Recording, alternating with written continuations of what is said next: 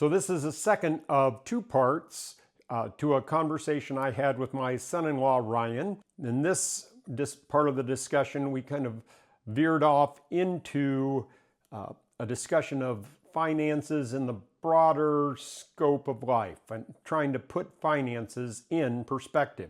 So I think you will find this both beneficial and enjoyable. I'm all in. Push your chips to the middle. I'm all in. For the cards as they may. I'm all in. Push your chips to the middle. I'm all in.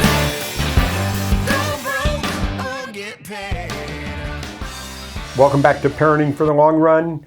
You may notice that I'm in a different environment. I'm at the office of my son-in-law, Ryan, and De Amicis. Is that right? Works No. good for How me. do you say it? De Amicis. De Amicis. At any rate, so we are at his office. He has a business, Christian Wealth Management. Is that right? Yeah. And so he's interested in the topic of, obviously, family finances. And that relates to a topic that I'm interested in, which is people's perspective on the cost of raising kids. And so we're going to talk about the intersection of those two topics here. But before we go any further, let's say a quick prayer and then we'll jump into this topic. Lord, I thank you for the opportunity to meet with Ryan and talk about this, and pray that our conversation would be productive and you would give us insight and that it would be helpful to those who listen. Amen. Amen. All right, so I'm going to let Ryan kind of give the framework for our discussion, at least the beginning parts of it, and then we'll move on. I have been interested in the connection between our emotions and our financial decisions. So what do you think the connection is between our emotions? Emotions? Yep, and the financial decisions we make. Well, I think, the reason they put the candy bars right there at the checkout is because they think you'll look at that and then be kind of emotionally motivated to grab the candy bar, right? And adults do this all the time with stuff like a boat, or they have some experience that they think, oh man, if I had that would be super fun. Not realizing that it's a lot cheaper if you just mooch off your friends who have those things. But I'm just giving you, some quick financial advice. But yeah, and I think, on the other end of the scale, again, you see people who are anxious and they just squirrel away money. Sometimes their anxiety causes them to put it away in ways that is stupid. You have people who are, I better buy gold because who knows what inflation will do. Yep. Yeah, well, and gold is good until inflation goes to something like zero, and then suddenly everybody's getting rid of gold, and unless you're at the front end of that, your gold's not so glittery anymore. But yeah, so I think both on kind of the desire side and on the anxiety side, it can cause people to make poor financial choices. And, you do stuff with Dave Ramsey, and Dave Ramsey, I don't know a lot about him, but one thing I do know that I think is valuable that he talks about is the importance of avoiding getting into the debt trap. You have a car payment, you have a boat payment, you have a house payment, you have what else? I don't know. Student loan payment. Yeah. Payment on your pet, on your dog. And what Dave Ramsey says, the only thing stupider than that is borrowing for a cat. Yeah. Remember that one? No, I did not hear that one. So I'm not going to talk about dogs, okay? That is just a way to get in trouble. People are too attached to their dogs in the United States. Oh my But gosh. yeah. Oh my gosh. I actually think people have replaced children with dogs. And they do that with the words that they say. I literally hear people say, I don't have grandchildren. Or I do have grandchildren. They're just puppies. Yeah. And I'm just like, this is absolutely crazy. Oh. That we're like, we can't afford to have kids. Yet how much money is going towards your animals? Right. That doesn't make any sense. Right. So, anyways. Well, I hate to be depressing or, Debbie Downer. I'm a pastor, part-time pastor, I guess. Sometimes, I don't know. Anyway, but one of my jobs is to go visit people who are either sick or in some type of care facility. Mm-hmm. And I will go into what you want to call it, long-term care facility, nursing home is what we used to call them. I'll walk into those places. I walk by room after room after room of people who never get a visitor. I mean, it is both heartbreaking and frightening. And largely it is because they are reaping the consequences of poor decisions in the past. Yeah. Either they're alienated from the kids that they have, or they didn't have kids. Yeah. And I have told people this before. I'm like, ditch your dog and have kids. The dog is not going to visit you in the nursing home. I know my dad sold Medicare for a little bit, and he would say, he reminded me probably purposefully that the best long-term care plans are your kids. Yeah. So, anyways, so I think there's something to that. And being in this world, financial planning, I've seen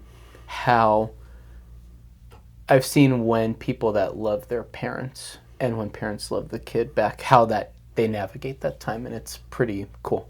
Right. So when people can come together and problem solve for that, and it rarely actually looks like they end up in a nursing home. Mm-hmm.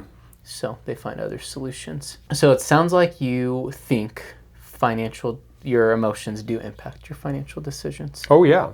They impact mine. I just bought a $4,000 CNC machine. I'm like, I hope this works out. But I think, it wasn't just emotions. There was some rationality in there. I think, I can do some projects to help pay for this. I can do stuff for my kids and grandkids. It'll be fun. But, yeah. The way that I think through this is emotions were given to us from God. So there is the short-term pain, long-term gain view of our emotions, and then the inverse. And we tend to, myself included, go based off of impulse. But if we were going to redeem our emotions through our finances, and maybe like our relationship with money had a chance to improve our relationship with God through the decisions we made, what would that look like? So I actually went through this struggle during that time when I was... we were having financial problems. You said in 2008, right? Yeah, somewhere in that vicinity. I think you were the only one that had financial problems in 2008. Probably, yeah. No one else struggled then. But in the book of Malachi, chapter 2, God talks about, he tells the people of Israel, hey, you are robbing me. And they're like, how are we robbing you? And he says, because you're not bringing the whole tithe.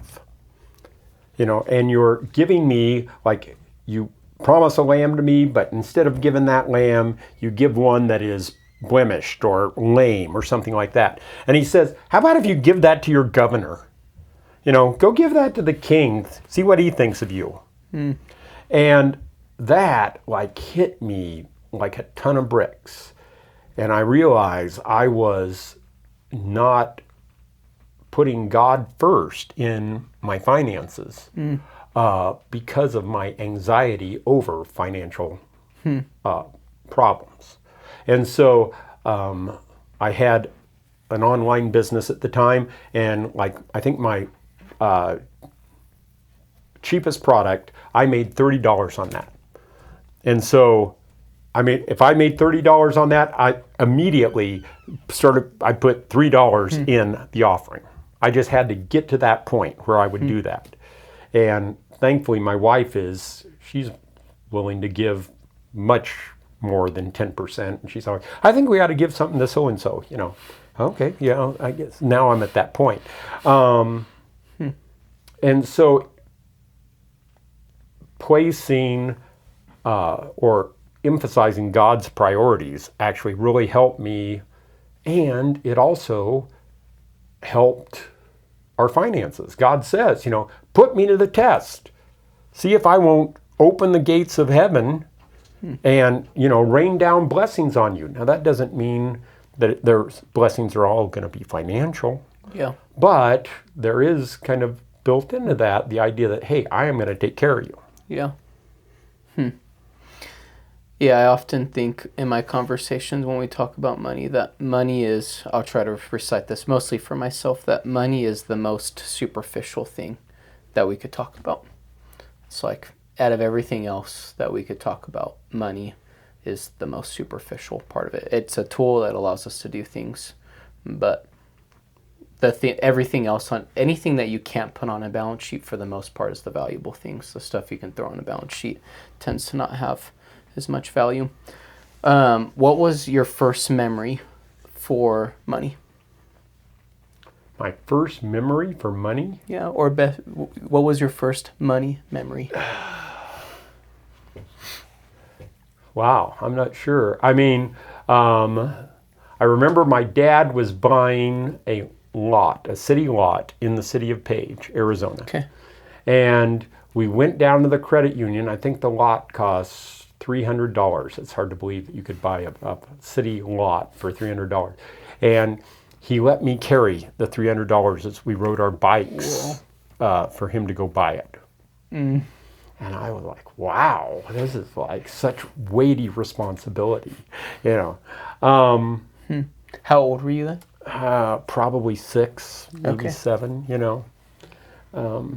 And just having that trust placed in me was very encouraging and fun. You know, it's just, you know. But yeah, that was probably my first memory of money. What about growing up, maybe the largest financial gift that you got before 10 years old?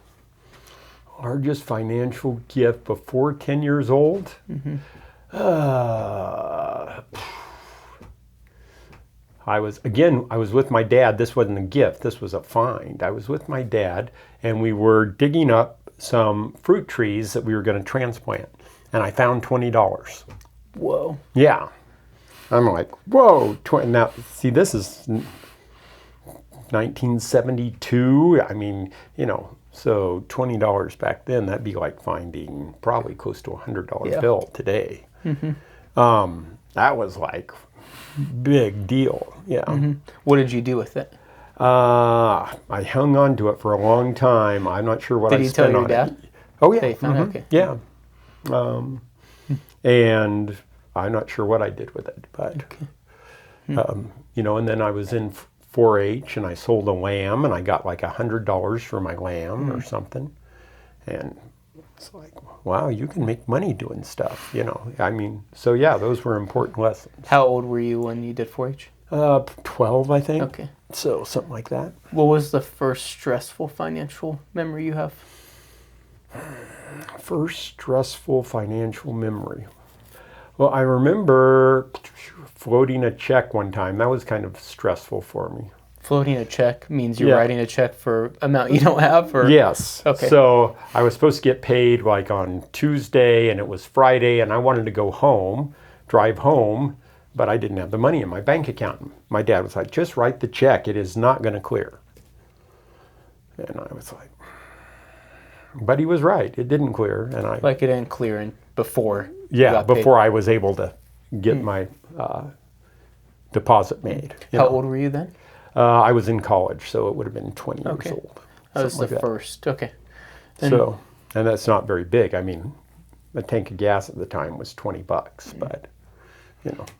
How did your parents help you navigate a car purchase?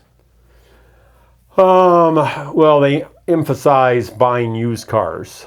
Okay. And so that's what we always did. And my folks, I think, bought my first car for me.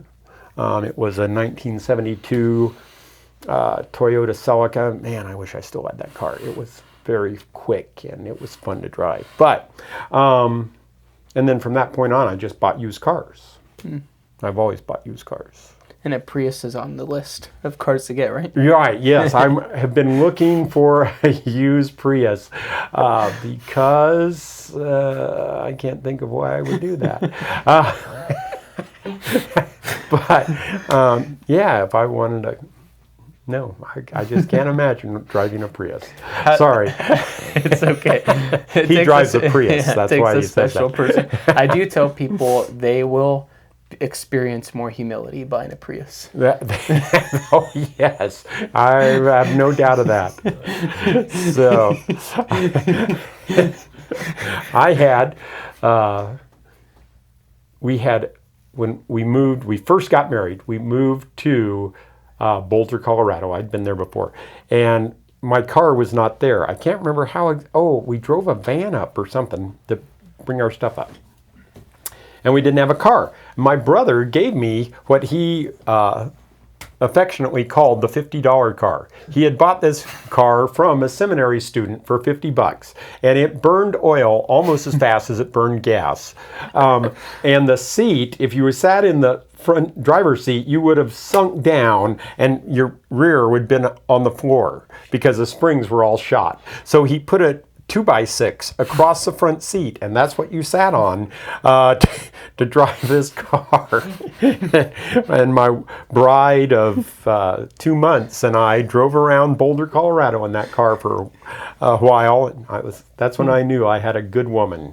She was willing to put up with a $50 car. So, have you ever had a car loan? Yes, You have? Okay. for used cars. Yeah. Okay, but only for a used car. Uh-huh. How did your parents help you navigate college?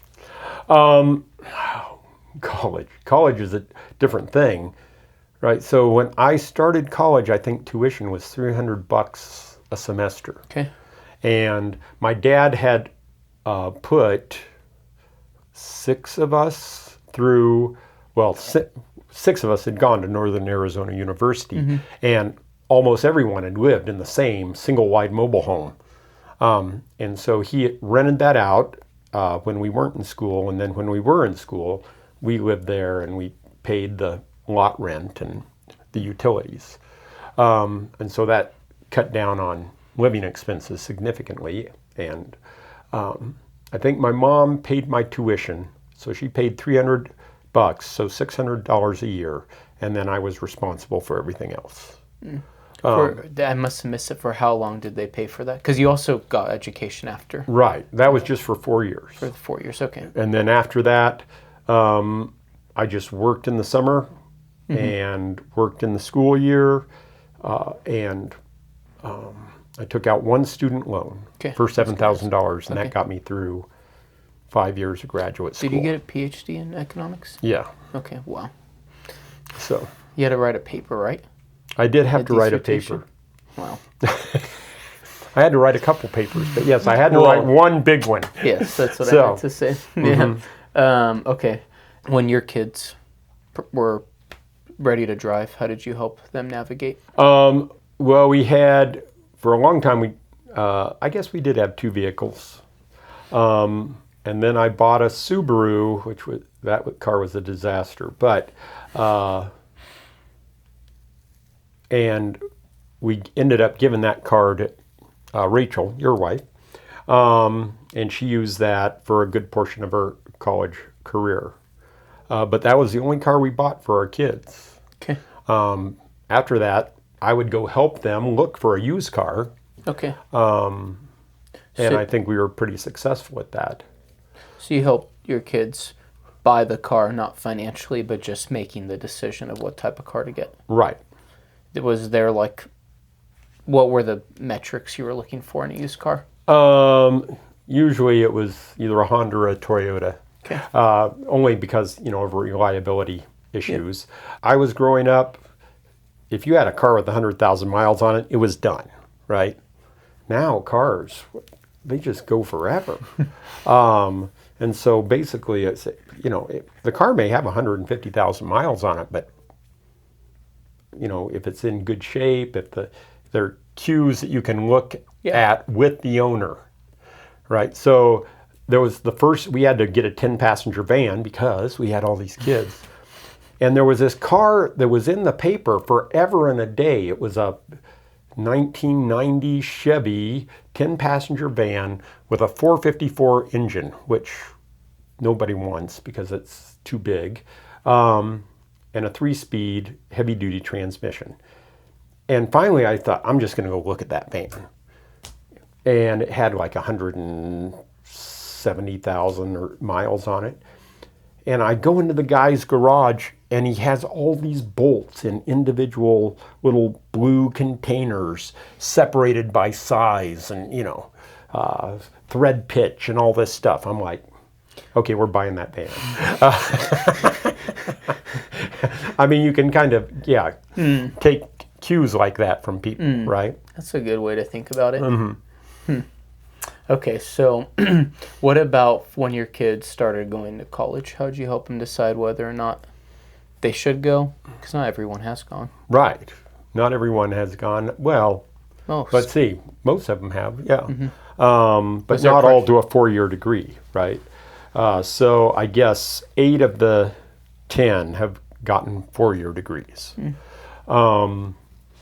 And some of that, like with Gabriel, our oldest son, he just did it on his own. He's like, this is what I'm doing, right? And With no guidance from you? no, not really. Okay. And, I encouraged him to go to Northern Arizona University, where I had gone to school, because it was relatively inexpensive, but he wanted to go to Montana State. And after a year there, he's like, yeah, this is just too expensive. And so he ended up... Because he was paying for it? Yeah, going to Montana State. But all of our kids, they got financial aid, which was relatively easy because we had 10 kids. And so, the algorithm being what it is, they say, oh, you have 10 kids? Here, we'll give your kid money for college. But they also worked. Yeah. And it's amazing to me how few kids work in college. Do you think they should work through college? Oh, yeah, absolutely. My dad, I was talking to my dad when I was in college, and I said, I think I'm about quitting my job, Dad. And I worked as a janitor on campus.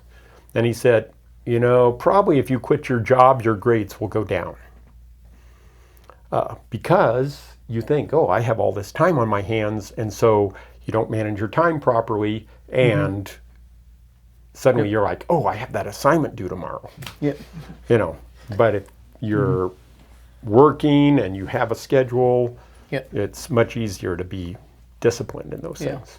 So when I went to community college the first 2 years, my parents helped me pay for that. But then I transferred to San Jose State, where I got my business finance degree. They told me that when I go to San Jose State, I'm paying for San Jose State. So I'd been employed 20 hours a week or more since I was 15. I always wanted to have money. So when I was saving up money for a house in my head, I'm thinking, this money is for a house. Little did I know it was to pay college. I was extremely discouraged by having to spend that going to college. But the point being, my last semester, I'm like working really hard up until my last semester. My dad just really wanted me to graduate college, and so because I'm the youngest, and that was going to be a milestone for him. So he said, quit your job, just focus on school. I just want to make sure you do a good job. I did, and I got the worst grades. I played a lot of video games, and I did exactly what you said. It was like, thank God for the last minute, because that's when I did everything. So it's interesting that, like, how when you're, I have an advisor that works with us. He says, if you want something done, give it to a busy person. There's something about activity that spurs on more activity. And when you're doing nothing, it's very hard, or doing minimal, it's hard to get motivated. Right. So, Yeah, and the other thing that does is it develops a good work ethic, right? So all of our kids they come grousing at one point or another, claiming that their boss, they always want me to do stuff.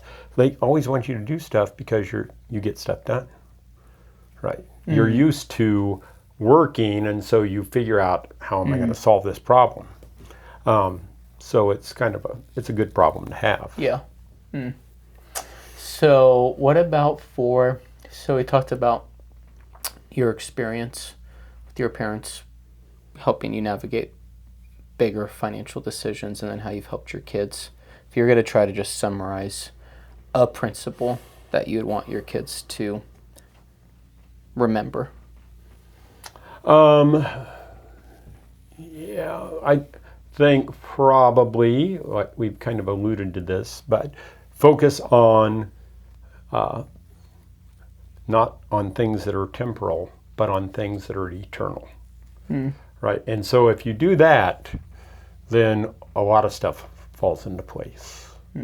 If you're always focused and concerned about temporal things, then you're not going to deal with the eternal things, and the temporal things aren't going to be in disarray. And so trying to have the proper spiritual focus is going to greatly benefit your day-to-day life, whether it's finances, your interaction with your spouse or your kids or whatever it is. How would somebody nurture that?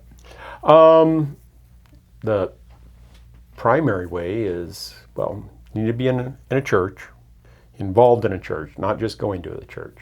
And then daily time spent studying the Bible and time in prayer. And it's also good to have some people who you interact with on spiritual issues. So they hold you accountable, you hold them accountable. And that'll keep you on track. Yeah. Yeah, that's good. I'm reminded of, as you're saying that, like Jesus, and I think it's the Sermon on the Mount, excuse me. He says to store up treasures in heaven. Yeah. So, and that's nice because I like treasure. There you go. So it's funny. You would think, hey, going to heaven should be enough, right? But he seems to be making an economic argument there, that trying to motivate us to do stuff that would store up treasure in heaven. I know this is probably getting us off track, but as I've read the parable of the shrewd manager, at least that's what ESV calls it. Yeah. For me, I'm starting to wonder if the treasure you can store up in heaven is relationships, a depth of relationship with God and a depth of relationships with other people, if that's the asset you can transfer to heaven. What do you think about that? Yeah, I mean, to some extent, but I think particularly in that parable, so if you don't know the parable is this guy gets fired by his boss, and he's like, oh crud, what am I going to do? And so he goes to all his boss's debtors and says, hey, here, I'm going to write off 50% of your debt to my boss, before his boss relieves him of his auto pen. And the boss is like, man, that dude was smart, because all those people then are going to feel obligated to help him out. Well, Jesus says, hey, use he calls it unrighteous mammon, so money kind of personified as a god, use it to store up treasures in heaven. And I'm sure that my dad was greeted in heaven by people who he had helped financially. And because he helped them financially, it was part of the impetus that brought them to Jesus. And so they were like, oh, there's George O'Reilly. I started thinking about Jesus because of how he helped me out. I mean, almost without a doubt, if he was not greeted by those people, they met him in heaven and were thanking him for it. So I guess maybe the question I should ask myself if we want to have another kid is having another child helping me store up treasures in heaven? Oh yeah, because again, that's the eternal view that you are taking, right? Because a child is eternal. That's what Scripture tells us. And so the impact that you are having upon, the positive impact you're having upon that child, or the negative impact, but we pray that it's positive, is going to carry out through eternity, not only through that person, but through the people that person relates to. So there's like this ripple effect. Yeah. We love ripple effects. Ripple effects are one of the best illustrations. I was going to say domino effect, but that falling over, it didn't really work. Well, hopefully this was helpful. Again, we didn't really talk about the specifics of having kids, but hopefully you got the impression that having kids is not a financially insurmountable problem, right? It is a blessing, and it's well worth the expense. And I can just tell you that the government statistics are wrong, because I did not make $2.5 million over the last, whatever it was, 35 years that I've been in existence. There we go. Yes. So having the proper spiritual perspective will alleviate a lot of that anxiety. But thanks to Ryan for interacting with me on this. We hope you found it helpful. Yeah.